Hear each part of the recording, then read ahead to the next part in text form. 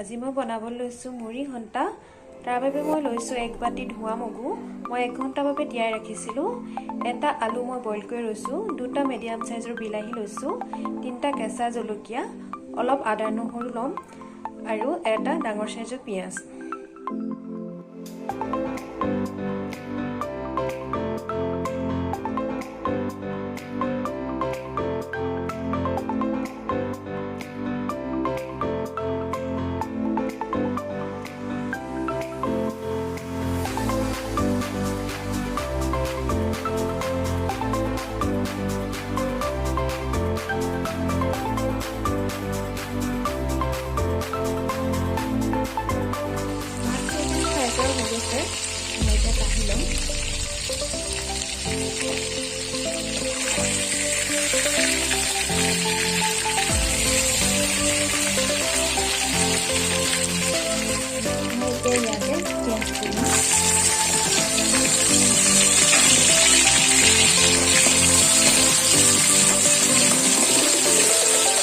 খুব ভালদৰে ফ্ৰাই কৰি ল'ম। পিঁয়াজখিনি ধুনীয়াকৈ ৰং কালাৰ হৈ আহিছে। এতিয়া মই ইয়াত দিম বিলাহী।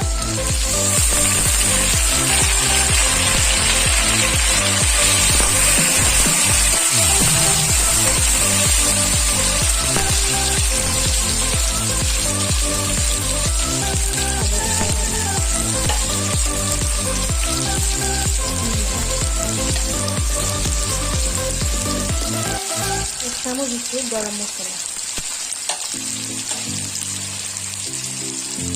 আদা নহৰু দিছোঁ 1 কাপ,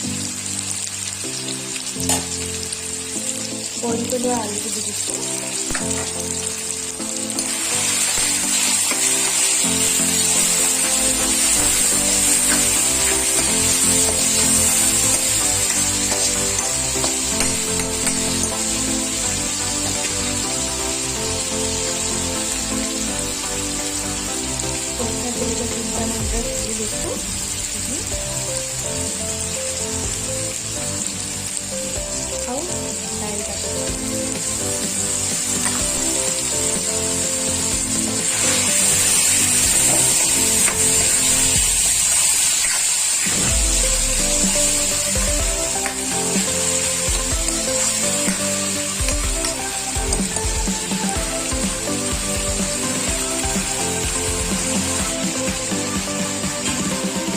মই এইটো মিডিয়াম ফ্লেমত ভালদৰে সিজাই ল'ম। প্ৰায় 5 মিনিট মই এনেদৰে কভাৰ লগোৱাৰ পাছত এতিয়া মই ইয়াত দি দিম 2 গিলাচ পানী।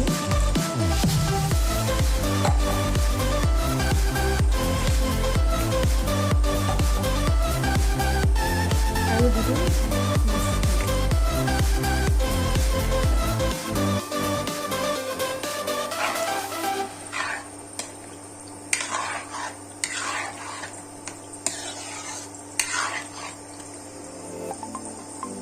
এতিয়া মই এইখিনি কভাৰ লগাই দিম। প্ৰায় পানীখিনি শুকাই যাব লাগিব আৰু দাইলখিনি ধুনীয়াকৈ ভিজি যাব লাগিব। মই এতিয়া এনেদৰে ভিজাই ল'ম।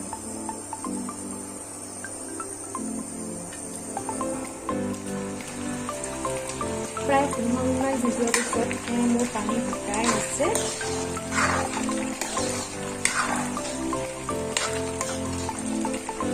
আৰু শুকাব লাগিব। এতিয়া মই ইয়াত ধনিয়া পাত দি দিম।